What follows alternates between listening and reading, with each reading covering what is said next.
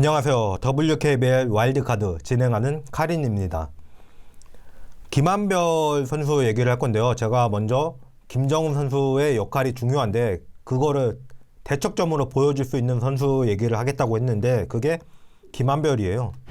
안혜지 얘기를 할게요. 안혜지 선수가 최근 폼이 좋아요. 최근 두 경기에서 17일 신안전은 20득점 8어시스트 2점 야투율 50%에 3점 야투 2개 던져 2개 다 성공했고요. 14일 삼성전에는 12득점 12어시스트 2점 야투로 5개 던져서 3개 성공 60%고 3점 야투도 2개 던져서 다 성공했어요. 제가 안혜지 선수가 지난 시즌에 슛율이 꼬이기 시작한 게 한엄지가 제 기능을 못하고 김한별이 자꾸 빠지기 시작하면서부터라고 얘기를 했는데 이번 시즌과 지난 시즌에 허예은 슛율을 보면 확실하게 보여요. 지난 시즌 3점 야투 24.8%로 꼴찌를 한 하나원큐가 지금은 리그 1위인 점도 이를 대변해요. 왜? 1라운드 때 양인영이 확실하게 에이스로 기능을 했거든요. 그러다 보니까 다 양인영을 맞거든요. 김한별 선수가 한번 출격하면 위용이 대단하죠. 그런데 시즌을 건강하게 소화한 적이 별로 없죠. 그러다 보니까 통산 9.7득점에 6리바운드, 2.8어시스트 이름에 비해서는 다소 낮은 기록을 하고 있죠. 수비도 지키는 수비도 물론 대단하지만 블록슛이나 스틸에서도 상당한 힘을 내는 선수거든요. 그러나 그런 김한별 선수에 대한 제 평가는 그럼 뭐하냐입니다. 김시온 선수의 수비를 칭찬하다 보니 더러 지난 시즌에는 김시온이 수비를 잘하는지 몰랐다는 사람도 있더라고요. 그래서 얘기를 하니까 납득을 하더라고요.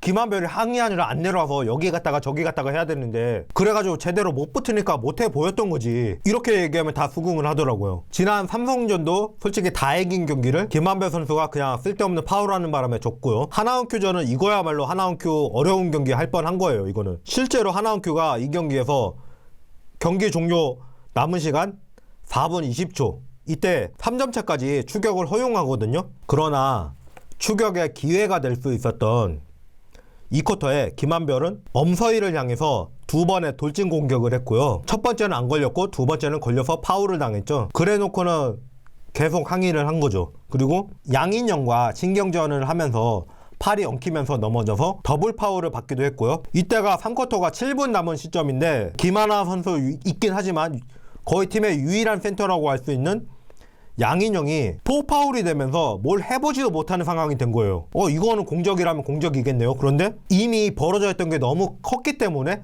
못 따라갔다. 김한별은 벤치에 나가서도 하프타임 때도 울분은 참지 못하고 계속 항의를 했어요. 오죽하면 변현아 코치가 나서서 막을 정도였어요.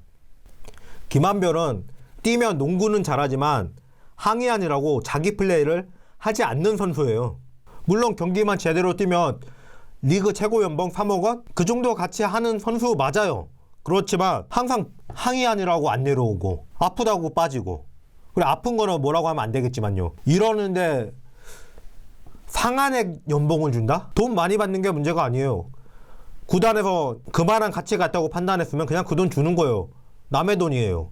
관여할 게 아니에요. 그런데 문제는 셀러리 캡의 20% 이상을 차지하고 있다는 거죠. 그러면서 그렇게 자기 플레이 안 하고 계속 더러 경기를 빠지고 이렇기 때문에 사실은 BNK가 김한별 선수가 빠지면 어려운 경기를 하게 된다는 거죠. 시즌은 셀러리 캡의 20%를 빼놓고 경기를 치르면 당연히 어려운 경기 하게 되는 거죠. 그걸 뭐 다른 이유를 찾기는 어렵죠 사실. 그리고 테크니컬 파울을 받으면서 김시온이 자유투를 성공시키고요.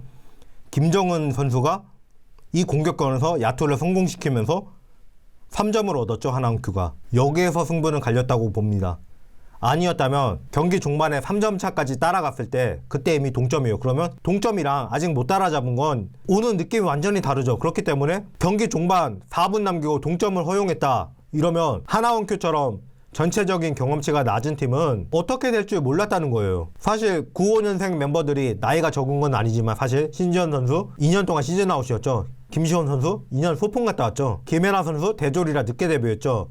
양인영 선수 외국인 선수제 축소 전까지 기회가 잘 없던 선수죠. 그럼 이렇게 경험 적은 선수들이 뛰는 하나원큐는 김정은 혼자서는 수습이 안 됐을지도 모른다. 양인영은 지난 혼자서 충분히 상대하고요. 뒤에 박성진도 서 있으니까 양인영 선수 본인도 그렇고 투입할까 고민하는 가드들도 그렇고 버거워하는 게 좀 보여요.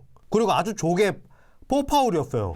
물론 2점 야투, 3점 야투, 자유투 다 하나원큐가 성공률에서 이겼지만 리바운드는 52대 38. 14개나 BNK가 더 잡았어요. 14번이나 기회가 더 있던 거예요. 그러면 야투율 때문에 진 것도 아니란 거예요. 막말로 야투율이 10%여도 공격 리바운드를 다 잡잖아요. 결국엔 넣고 내려가는 거예요. 10번째 잡아서 다시 던지면 되잖아요. 근데 리바운드에 이렇게 이기고도 경기를 결국엔 졌다? 주전 센터 포파웃 시키고 그것도 17분이나 남기고 그런데 졌다. 이거는 문제가 심각하죠. 이날 부천 경기에 직관을 갔던 팬들은 다 한 가지로 평을 했습니다.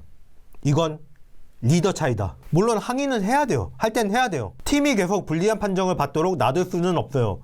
아무 항의도 안 하면은 심판들도 사람이라서 계속 이렇게 불어도 괜찮겠다라는 생각을 하게 돼요. 그래서 항의는 해야 돼요. 그런데 플레이가 시작되면은 잊어버리고 플레이에 집중해야 되는데 그걸 안 하는 게 문제인 거예요.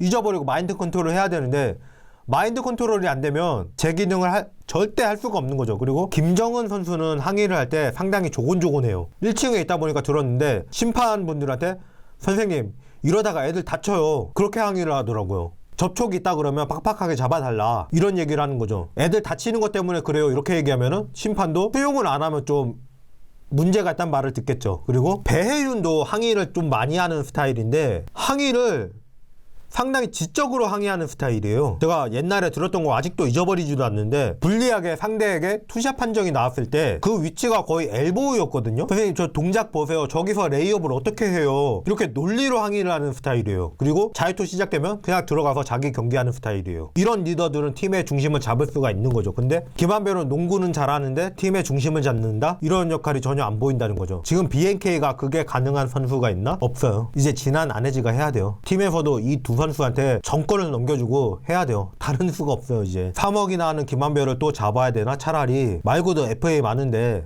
그 선수들 잡는 데 주력하는 게 나을 것 같아요. 그 돈으로 외부 선수를 잡는 게 더 낫겠는데 승리 수당도 없는 팀에 누가 갈까요? 하나원큐는 예전엔 선수들이 기피하는 팀이었는데 이번에 데뷔한 신태희 선수 2년차 선수들인 고서연, 박진영 선수들한테 얘기를 들었는데 되게 좋은 팀인 것 같다고 그렇게 얘기를 들었대요. 그러면 하나원큐는 뭔가 많이 바뀌었기 때문에 선수들이 안 떠나고 있는 거예요. 지금 안 떠나고 있고 신나게 농구하고 있고 그런 거예요. 김한별이 농구를 못해서 지는 경기는 거의 없다고 봐야죠. 그런데 김한별 때문에 지는 경기는 덜어 있죠. 농구를 못해서?